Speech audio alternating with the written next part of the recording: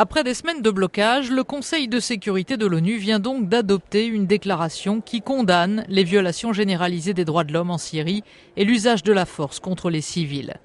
C'est la première fois que le Conseil se prononce sur la situation dans le pays depuis le début des manifestations, le 15 mars dernier. Une nouvelle fois, je demande au président Bachar al-Assad et aux autorités syriennes de faire cesser immédiatement toutes les violences contre les populations, de faire respecter les droits de l'homme et de mettre en application les réformes déjà annoncées.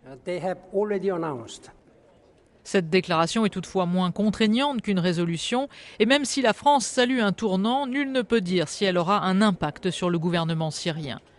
Le Liban, qui entretient des liens étroits avec la Syrie, a d'ailleurs décidé de se désolidariser de cette déclaration, estimant qu'elle n'aiderait pas à mettre fin à la crise. Encore aujourd'hui, les chars des forces de sécurité syriennes ont encerclé les grandes villes du pays, notamment Hamma. Plusieurs quartiers ont été bombardés. Selon l'Observatoire syrien des droits de l'homme, la ville est désormais privée de téléphone et d'Internet. Impossible d'avoir un bilan de ces affrontements. Rien que dimanche, une centaine de manifestants auraient été tués.